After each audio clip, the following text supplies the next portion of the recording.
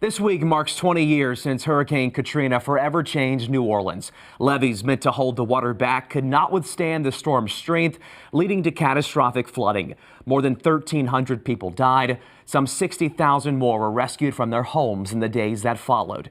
And this is one of those faces. 19-year-old Courtney Jackson rescued from her attic. And 2 decades later, Jackson is now Dr. Jackson, and she lives right here in Milwaukee. Reporter Travis Mackle from her sister station in New Orleans reconnected with her about that storm of a lifetime and how it forever changed hers.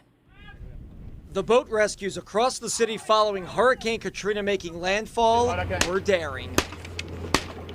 After the levees broke and 80% of the city was underwater, cops turned into lifesavers. I was able to jump on this police boat with a WDSU photographer, and we watched as police spotted this family trapped in their attic, waving a makeshift flag just to be seen. Within minutes, officers busted out a window,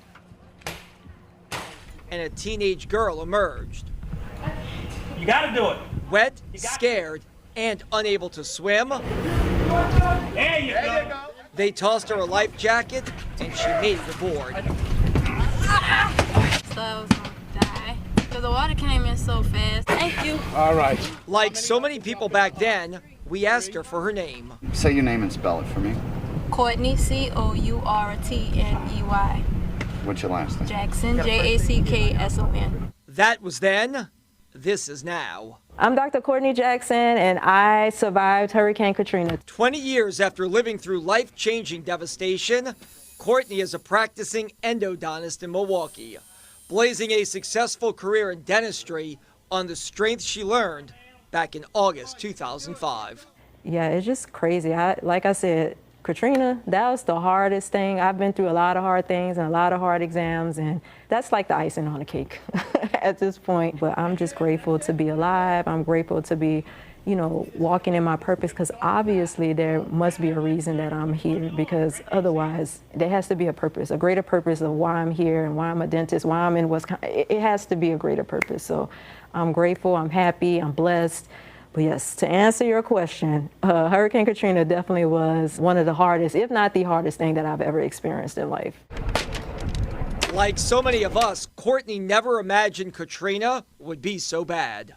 I mean, I was born and raised in New Orleans. Every time a hurricane happens, it's one of those things like, oh, we're just gonna pack like a 3-day trip or whatever like that. Or sometimes most people just ride it out. So that's what we thought. She was 19 when the storm hit, and had just graduated from St. Mary's Academy and was a student at Xavier University.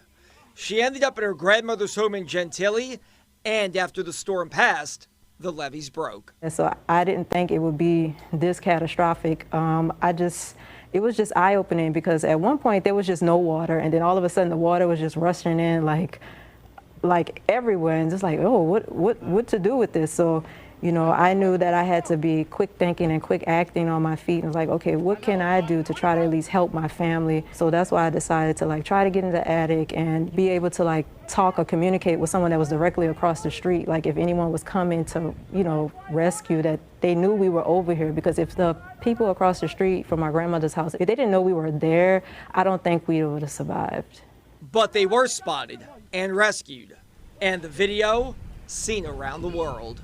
Do you ever look back at that and think, wow, that was me 20 years ago, and what you were going through was really unbelievable? Man, I can't believe that was me just kind of dangling from a ceiling. I didn't know how to swim. I actually still don't know how to swim now. It was just eye-opening to see that. I just never thought I would be in that position. I'm just so grateful, just even sitting here thinking about it now, that you were on that boat that day, Travers, and the police officer, the firefighter, I can't remember, you guys were on that boat, because if it wasn't for you guys, I don't think I would be standing here doing this interview. And I'm very grateful for that. That's something I would never forget. And it's still hard for all of us to forget her, the teenage girl in the attic. Courtney finished Xavier and then Howard University School of Dentistry. She set up her practice in Wisconsin. Courtney's family still lives in New Orleans, and she visits often, seeing the scars of Hurricane Katrina in plain view.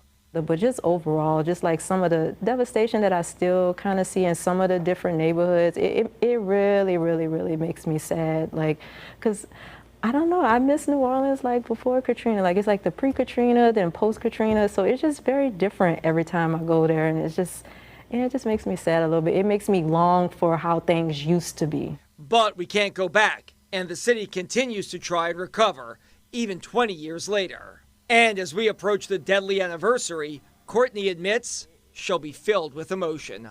I've overcame, and I'm happy that I'm alive and still here to be able to tell this story 20 years later. Dr. Courtney Jackson, the teenager who rode out the storm in the family attic, the survivor, one of the many faces of Katrina. Courtney also tells us she loves living in Milwaukee. For WISN, I'm Travers Mackel in New Orleans.